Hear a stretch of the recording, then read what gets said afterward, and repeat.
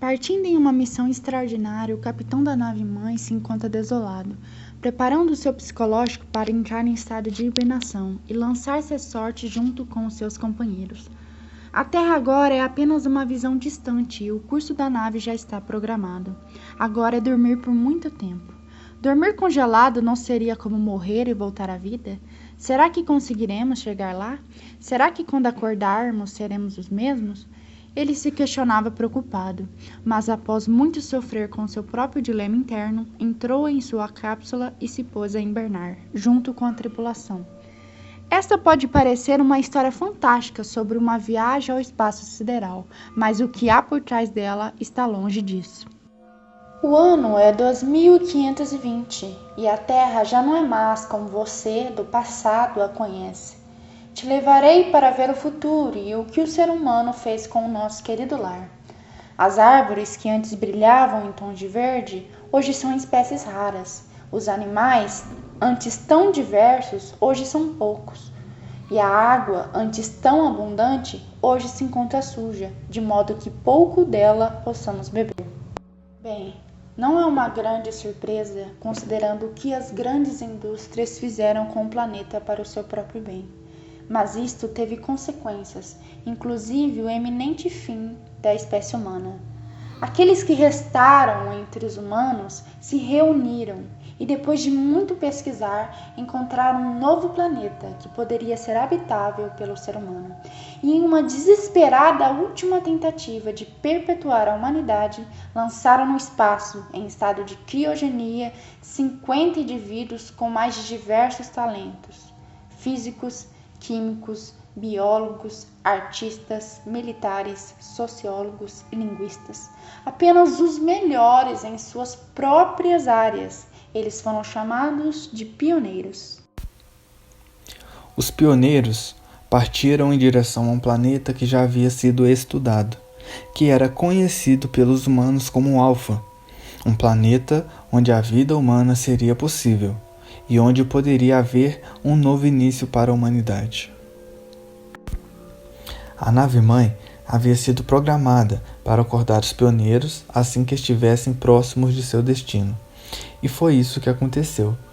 Todos estavam em bons ânimos, ansiosos para conhecer sua nova casa, quando um pedaço do satélite natural do planeta atingiu a nave, forçando um pouso turbulento.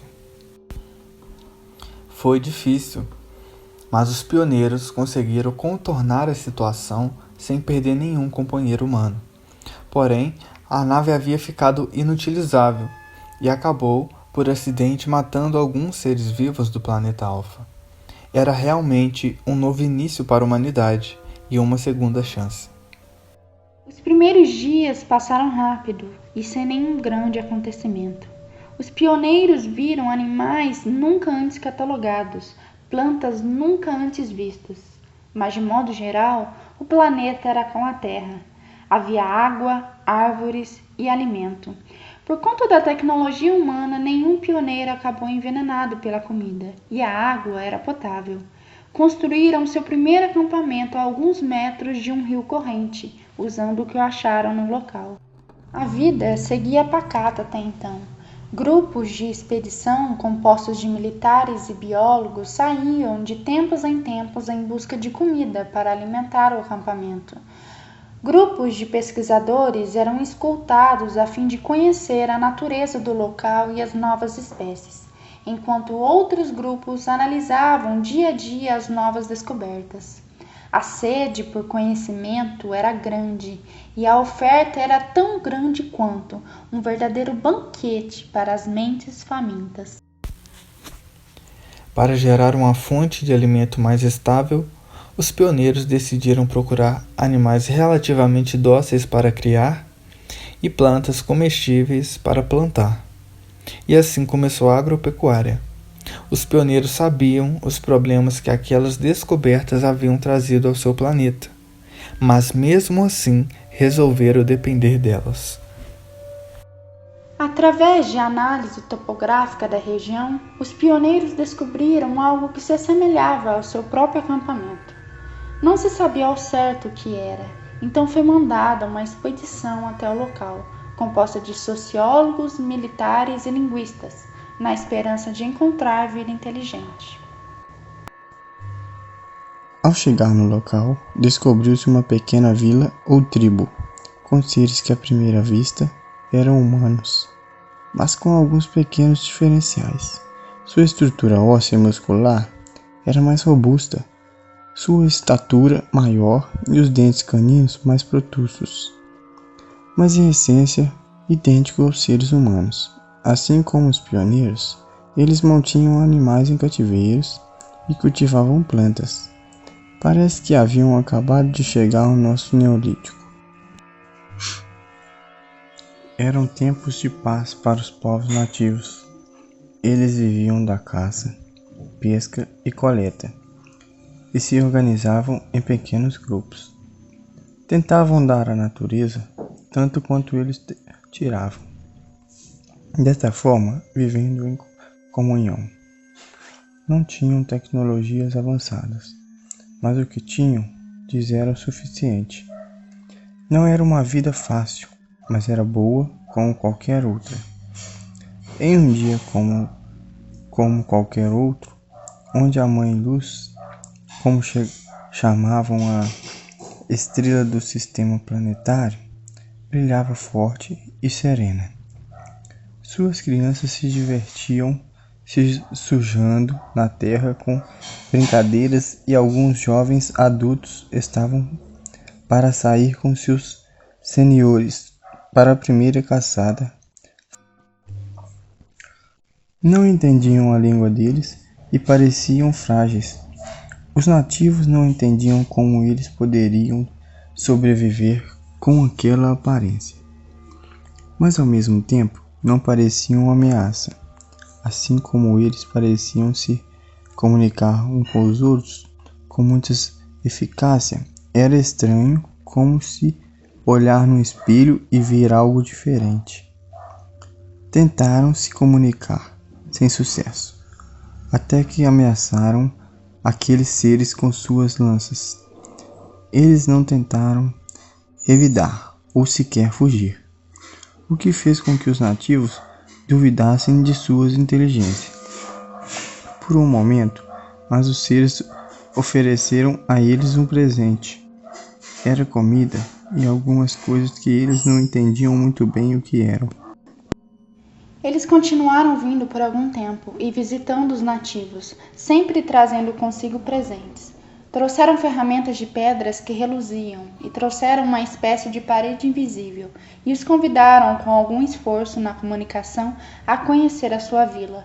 Alguns nativos foram, curiosos, e viram toda aquela tecnologia avançada, muito além de sua compreensão, mas que de alguma forma parecia errada. Na vila dos seres estranhos, animais que viviam na floresta livres estavam presos e longe de suas casas. Plantas que não deveriam crescer juntas cresciam. A natureza ao redor daquele lugar parecia morrer lentamente. Os nativos respeitaram a casa para a qual foram convidados, mas tiveram medo de tudo aquilo que não conheciam. Era muito novo para eles e parecia de toda sorte muito estranho. Voltaram para a sua vila e relataram o que haviam presenciado. Até então, tudo só parecia muito diferente e pensaram que não havia problemas. Até que um dia, um jovem voltou de sua casa, dizendo que os seres estranhos estão se enganando. Isto gerou uma desconfiança incômoda, mas até então não havia se tornado um impulso violento. Foram várias as vezes que os pioneiros visitaram os nativos, e foram várias também as vezes que os trouxeram até seu acampamento para saciar sua curiosidade. Depois de algum tempo, os nativos começaram a perambular mais e mexer mais nas coisas. Sua curiosidade atiçada pelos artefatos estranhos dos pioneiros e sua desconfiança aguçando seus sentidos para procurar suas fraquezas. Depois de encontrarem seus companheiros mortos, não podiam deixar de achar que havia algo de errado com aqueles que chamavam de estranhos. E foi assim que, em uma dessas visitas, aconteceu. Um tiro disparado por acidente por um dos nativos curiosos acertara um dos pioneiros. A retaliação foi rápida por parte dos militares. Alguns diriam até espontânea. Em pânico, alguns nativos partiram para o ataque e outros tentaram fugir, mas apenas um conseguiu escapar, levando as trágicas notícias para a sua tribo, com uma versão da história que foi captada durante momentos de pânico, pintando os estranhos como seres maldosos que atacaram o seu povo, e isto, junto à desconfiança gerada pelo cadáver encontrado anteriormente, foram o estopim de um conflito. Os nativos se organizaram, levantaram armas, desenharam mapas do acampamento dos estranhos, discutiram estratégias, pensaram em como invadir os estranhos de forma eficiente. Para eles, aquilo que era uma caça, como qualquer outra, uma luta por sobrevivência contra uma nova espécie que em muito se assemelhava a eles próprios. Enquanto isso, os pioneiros se reuniram e discutiram o ocorrido. Pretendiam manter a paz e tentaram uma reconciliação, mas não sabiam como. Afinal, eles não conheciam a língua. Então os linguistas, junto com os engenheiros, começaram a trabalhar em uma forma de comunicação entre os dois. Mas seria tarde demais, pois durante os estudos, o acampamento, assim como eles já temiam, foi atacado. E foi assim, depois de alguns ataques com os pioneiros apenas se defendendo, enquanto tentavam dialogar sem sucesso, que o corpo militar deles foi dizimado. Não havia mais pessoas treinadas para lidar com o armamento. Os eruditos estavam sozinhos e desprotegidos em outro planeta, cuja língua eles não conheciam, e com pouco tempo para pensar em alguma solução. Das 50 pessoas que haviam partido para o planeta, agora restaram apenas 30.